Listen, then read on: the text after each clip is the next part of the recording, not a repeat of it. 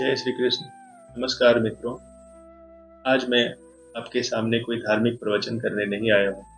आज मैं भक्ति का पहला कर्तव्य याद दिलाने आया हूँ। आज हर घर की चार दीवारी के बाहर एक बहुत ही बेरहम दुनिया खड़ी है। वह केवल आपके पैसे नहीं मांग रही है, वह आपकी संस्कृति, आपके बच्चों के संस्कार और आपके अस्तित्व की बलि मांग रही है। वहाँ आपकी यूनिवर्सिटी की डिग्रियां भी रद्दी का टुकड़ा है और आपका बैंक बैलेंस भी मिट्टी का ढेर है। आपकी चालाकियां दिमाग घुटने के। क्या आपको लगता है कि दुनिया में आग लगी हो और आप घर के मंदिर में बैठकर माला फेरेंगे तो भगवान आपको बचा लेंगे? यह भक्ति नहीं, ये व्यापार है। आप भगवान को अपनी सुरक्षा की रिश्वत दे रहे हैं। परंतु सत्य जान लीजिए, जिस नाव में आप बैठे हैं, अगर वो नाव ही डूब गई तो आपकी सीट और माला सुरक्षित कैसे रहेगी? कौरवों की करोड़ों की सेना भी उस रथ को नहीं रोक सकती है जिसकी लगाम भगवान माधव के हाथ में हो। लेकिन भगवान माधव उसी रथ पर बैठते हैं जो युद्ध के मैदान में खड़ा हो, ना कि घर में छुपा हो। तो उपाय क्या है? शास्त्र चीख कर कहते हैं, आत्म कल्याण तो स्वार्थ है, लोक कल्याण ही धर्म है। यदि आप केवल अपनी मुक्ति के लिए पूजा कर रहे हैं तो आप भक्त नहीं, आप आध्यात्मिक भगोड़े हैं। यह कोई मेरा पर्सनल विचार नहीं है, यह तो योगेश्वर भगवान श्री कृष्ण भगवत गीता में चेतावनी की तरह छोड़ गए हैं। भगवत गीता अध्याय 16 श्लोक 68, यह इदम परमं गुह्यम ममो भक्तेषु अभिधास्यति भक्तिमयी पराम कृत्वा मामेवेश्यति असंशयः। अर्थात जो व्यक्ति मुझ में परम भक्ति रखकर इस परम गोपनीय ज्ञान को, गीता के ज्ञान को मेरे भक्तों को सुनाएगा या उन्हें उपदेश देगा, वह निसंदेह ही मुझे प्राप्त होगा। कहने का मतलब है, जो इस ज्ञान की मशाल लेकर अंधेरे में दौड़ जाएगा, जो मेरे भक्तों को जगाएगा, मैं शपथ लेता हूँ कि वह निसंदेह मुझे प्राप्त होगा। ये भगवान का। और सुनिए भगवान का अगला वाक्य, श्लोक 69, न च तस्मान् मनुष्येषु कञ्चिन् मयि प्रियकृतमः भविता न च मे तस्मादन्यः प्रियतरो भुवि।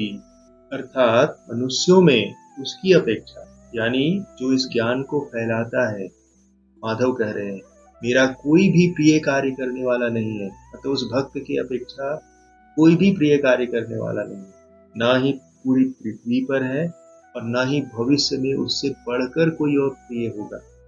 तो भगवान क्लियर बता रहे हैं कि पूरी पृथ्वी पर, भूत में, भविष्य में उस प्रचारक से अधिक प्रिय मेरा कोई नहीं। मतलब जो भगवान का प्रचार करता है, सनातन का प्रचार करता है, कृष्णा के ज्ञान का प्रकाश को पूरी दुनिया में फैलाता है, उससे प्रिय भगवान का कोई नहीं हो सकता। तो तुलना देखिए, एक तरफ वह व्यक्ति है जो एसी कमरे में रेशमी आसन पर बैठकर 1000 माला जप रहा है, और दूसरी तरफ वह पागल प्रेमी है जो धूप में जलकर अपमान सहकर बाहर 4 भक्तों को जगा रहा है। भगवान श्री कृष्ण का वादा है, मंदिर वाला नहीं, वो मैदान वाला भक्त मेरा है। आप मनुस्मृति की इस चेतावनी को भी सुन लीजिए, जो कोई श्लोक नहीं है, सायरन है। धर्म एव हतो हन्ति धर्मो रक्षति रक्षितः तस्माद् धर्मो न हन्तव्यो मानो धर्मो हतोऽस्य वदेत्। कहने का मतलब है, जिस धर्म को तुम मरने के लिए छोड़ दोगे, वह प्रेत बनकर तुम्हें मार डालेगा। केवल वही धर्म तुम्हारी रक्षा करेगा जिसकी रक्षा तुमने की हो। कठोपनिषद के ऋषि भी आपको झकझोर कर उठाने का प्रयास कर रहे हैं। उत्तिष्ठतः जाग्रत, उठो, जागो, और तब तक मत रुको जब तक लक्ष्य न मिल जाए। भोजन नहीं है तो शरीर टूटेगा, श्वास नहीं है तो जीवन रुकेगा, किंतु यदि प्रचार नहीं तो समाज का चरित्र टूटेगा। और याद रखना, चरित्रहीन राष्ट्र नक्शे से मिट जाया करते हैं। मंदिर जाना बैटरी चार्ज करना होता है, तो प्रचार करना उस ऊर्जा का विस्तार करना होता है। अगर आप चार्ज होकर घर आकर सो गए तो आप उस गद्दार सैनिक की तरह हैं जो वर्दी पहनकर बंकर में जाके छिप जाता है।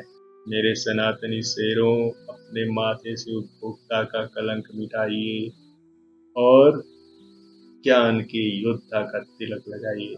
केक काटने की कायरता छोड़िए और अपने जन्म पर 10 भगवत गीता बांटने का शौर्य दिखलाइए।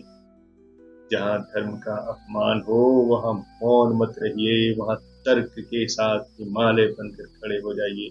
लेकिन इसके लिए जानकारी भी होनी चाहिए, तो पढ़िए और यह अंतिम सत्य अपनी आत्मा में उतार लीजिए। आपकी अगरबत्ती का धुआं स्वर्ग तक पहुँचे न पहुँचे, ईश्वर को परवाह भी नहीं है। लेकिन अगर आपका ज्ञान आपके पड़ोस के घर तक नहीं पहुँचा तो आपका पतन भी। मंदिर की भीड़ पर गर्व मत करिए, भीड़ें भी भीड़ बनाती है। इस भीड़ को ज्ञान और प्रचार की सेना में बदल दीजिए। प्रचार का कोई ऑप्शन नहीं होता है, कोई विकल्प नहीं होता है, यह अस्तित्व की पहली शर्त है। जो फैलता नहीं है वो सिकुड़ जाता है, और जो सिकुड़ जाता है इतिहास उसको मिटा देता है। आप तो देख ही रहे हैं एग्जाम्पल। धर्म सेल्फ सर्विस नहीं होता है, धर्म एक सोशल सर्विस है। अगर आप डूबती नाव में बैठकर सिर्फ अपनी सीट खोज रहे हैं तो आप यात्री नहीं, आप मूर्ख हैं। अकेले स्वर्ग जाने की जिद छोड़ दीजिए, पूरे समाज को नरक में जाने से बचा लीजिए। यही असली सनातन है। कलयुग में रावण इसलिए नहीं जीत रहा है कि वह शक्तिशाली है, वह जीत इसलिए रहा है क्योंकि राम के भक्त मंदिरों में छुपे बैठे हैं। अपनी पूजा की थाली से बाहर निकलिए भाई साहब। चंदन लगाना छोड़िए, चंदन की तरह घिसकर सुगंध फैलाना शुरू करिए। भगवान को आपकी थाली के फूल नहीं, आपके पुरुषार्थ का परिणाम चाहिए। तो इस जकड़न की कोठरी को तोड़िए और कुरुक्षेत्र के महारथी बनिए। उठिए, जागिए और अपने युग का निर्माण करिए। जय श्री कृष्ण।